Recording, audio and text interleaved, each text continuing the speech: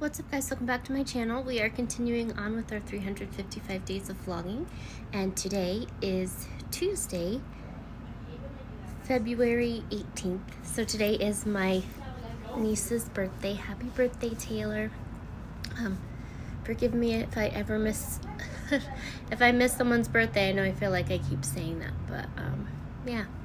So today was a good day, and I had a couple of things that I wanted to talk with you guys about at the start of the day, but then as the day went on, I kind of things started to shift in a different direction. So we'll start off with a prayer. Heavenly Father, thank you for this day. Thank you for waking me up this morning with my mind set on you. I pray that you speak through me as I create this content, and that people will hear a word from you, and that they will be blessed. In Jesus' name, amen. Okay, guys, so we thought about it, we prayed about it, and the topic of today is all about comparison. So when I went to go look up the verse to discuss with you guys for today's content, I landed on Galatians chapter 6, verses 4 through 5. But then I started reading it, and I think we're going to read through Galatians chapter 6, verses 1 through 5. So, are we ready? Here we go. Brothers and sisters, if someone is caught in sin, you who live by the Spirit should restore that person gently. But watch yourselves, or you also may be tempted. Carry each other's burdens, and in this way you will fulfill the law of Christ. If anyone thinks he is something when he is not, they deceive themselves. Each one should test their own actions. Then they can take pride in themselves alone, without comparing themselves to someone else. For each one should carry their own load.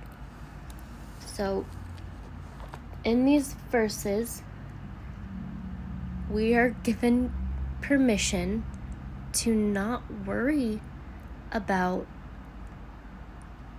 comparing ourselves to other people. I was going to say not worrying about caring what other people think. That's a given. But in this verse, it's asking us to not compare ourselves to other people. I don't know what you guys are going through lately, but as for me, I am going through some transitions in the workplace where I need to cross-train people on how to do my job. And sometimes with that, I find myself thinking, why aren't I faster at doing this thing? Or is so-and-so going to do this better than me? And comparing myself or my performance to other people. But I had to slow down today, and God reminded me that He's not comparing me to other people.